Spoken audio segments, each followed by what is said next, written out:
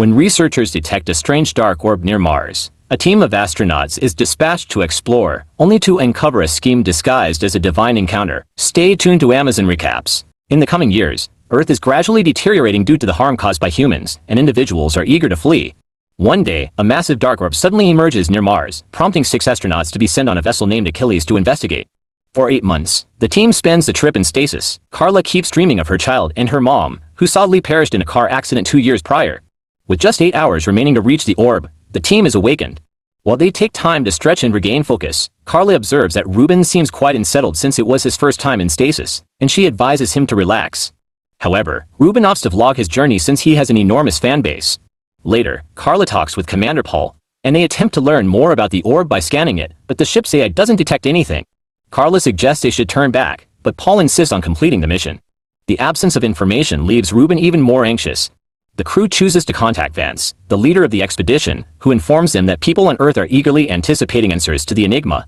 They can't let them down, so the mission has to proceed. Sometime later, Carla begins hearing her mother's voice echoing in the hallways, but she doesn't see anyone nearby. Meanwhile, Ruben is jolted awake by eerie murmurs in his cabin. When Carla returns to her quarters, Vance video calls her, expressing concern about her because she's appeared stressed.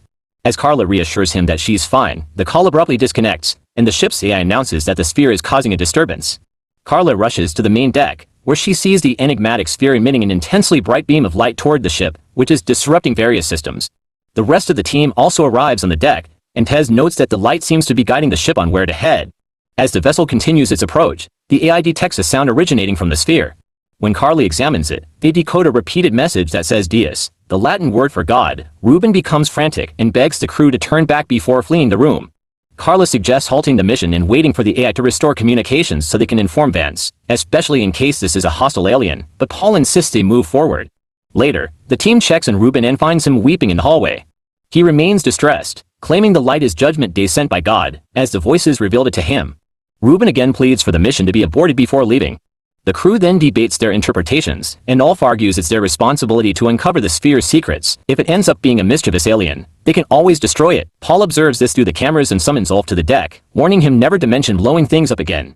As the ship nears the sphere, both Carla and Ruben begin hearing the voices once more.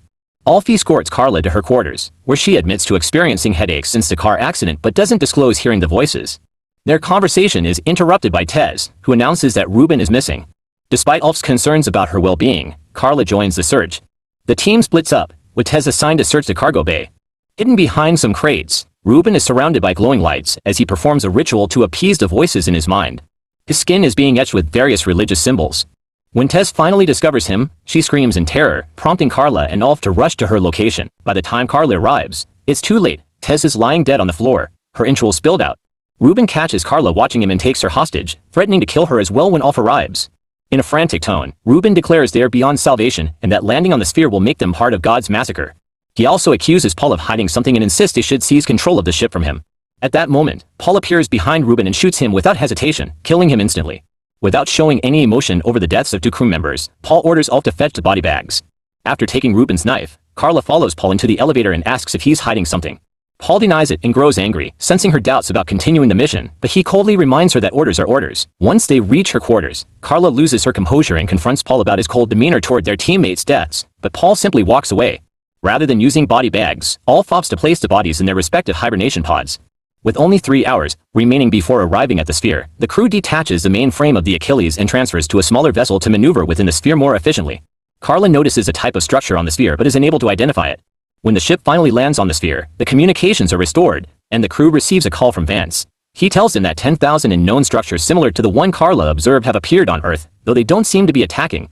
Vance believes the sphere is responsible for this and urges the team to uncover the truth as quickly as possible.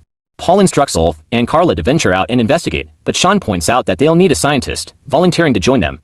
The trio dons their suits and exits the ship while Paul monitors their progress through the cameras. The sphere is entirely dark, making it impossible to see far, and Carla's scanner doesn't detect anything. When she touches the ground, she remarks that it isn't a substance found on Earth. Paul instructs them to examine the structure, and upon closer inspection, they realize it's a gate. Suddenly, a bright light begins emanating from the gate, prompting Ulf to shoot a flare for a clearer view of the rest of the structure. They spot a symbol recognized as Event Horizon, representing a boundary beyond which events cannot influence an observer. Carla refers to it as the edge of existence and scans the gate, confirming it's composed of the same material as the sphere. At that moment, The team hears an odd sound, which shouldn't be possible in the vacuum of space. Paul informs them that the ship's AI has intercepted a transmission and is relaying it through their communicators. The message simply says, "Welcome." As the light grows more intense, a woman materializes in the center of the gate. She communicates telepathically, with the AI translating her messages, and reveals that she speaks on behalf of the creator of all existence. The creator has come as a warning and to assist by offering humanity a choice. Those who enter the gate will discover eternal peace, and Carla was chosen to lead them. Beyond the gate lies the end of all suffering and pain, but those who refuse will perish when the sphere reaches Earth to destroy it. Suddenly, the woman transforms into Carla's mother and tells her that someone is waiting for her on the other side of the gate. A stunned Carla steps into the light and experiences a flashback to the car crash before finding herself near a golden city. Her accident wound still visible on her head. Her daughter is there, and Carla runs toward her.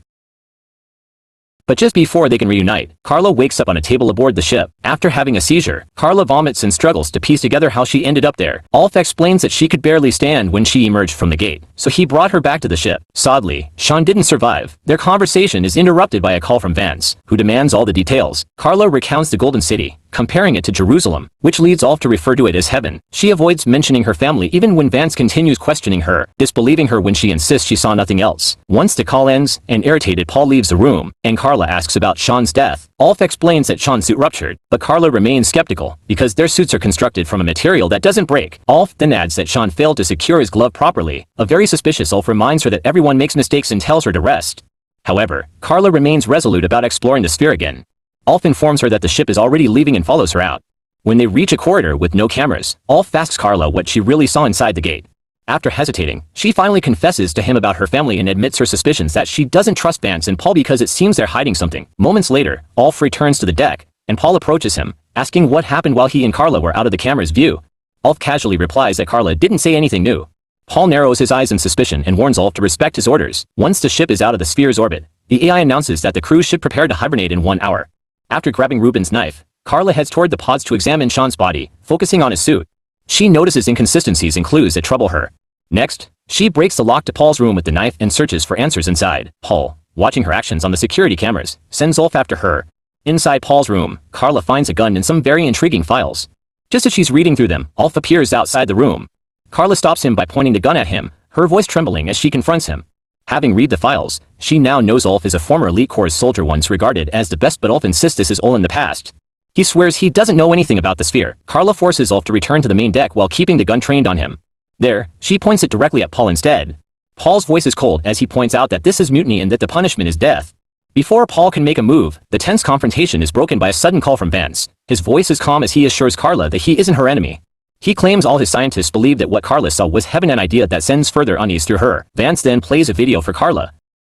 Paul takes advantage of her distraction and lunges at her. A violent struggle ensues, with Carla fighting back fiercely. She manages to push Paul off just in time and, with adrenaline coursing through her, shoots him in the chest. Carla realizes that she's hurt herself during the fight. Her stomach is bleeding. Before she can react further, Vance's voice cuts through her earpiece as he hangs up. The moment is tense as Carla points the gun at Ulf. Her hands tremble, her anger unresolved, and Ulf stands frozen as she demands answers. Finally, Ulf admits he did kill Sean. His voice is calm as he explains that he didn't want to kill her, but that he, too, is desperate to know the truth about the sphere and what Carla saw. Reluctantly, Carla chooses to trust him, allowing Ulf to escort her to the infirmary. Once there, he bandages her wound, and she takes a moment to rest. Feeling somewhat better, Carla opens up. She admits her plan to return to the sphere, but she's aware that Vance controls the ship's AI. Ulf, seemingly cautious, reveals a shocking piece of information. He has the code to override the AI, however. Doing so would mean they'd have to drop the heel since the Achilles is far too large to control manually. This would result in the loss of main propulsion, and their trip back to Earth would take over 5 years. Carla feels her hopes slipping, but Ulf reassures her that he has an alternative plan, one that might allow them to fight back without losing everything. Determined, Carla returns to the deck and contacts Vance. Her voice is sharp as she tells him that she destroy the sphere if necessary, believing it to be nothing but a lie. Before she can finish her statement, Vance takes action.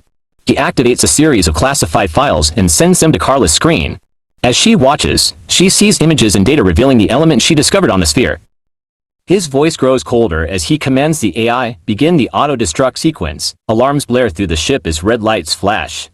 The AI's voice is robotic and calm. The Achilles will explode in 3 minutes. Carla's heart sinks as panic sets in. She grabs her gun and angrily shoots the hologram machine, cutting off Vance's call.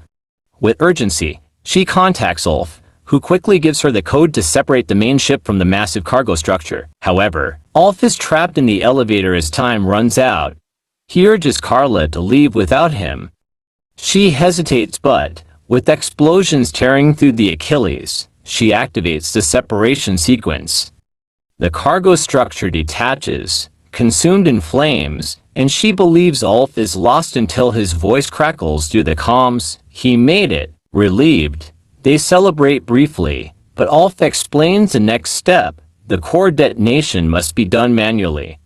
When they land on the sphere's surface, Ulf locks Carla out, urging her to return to Earth and reveal the truth. Carla watches as he prepares to destroy the sphere.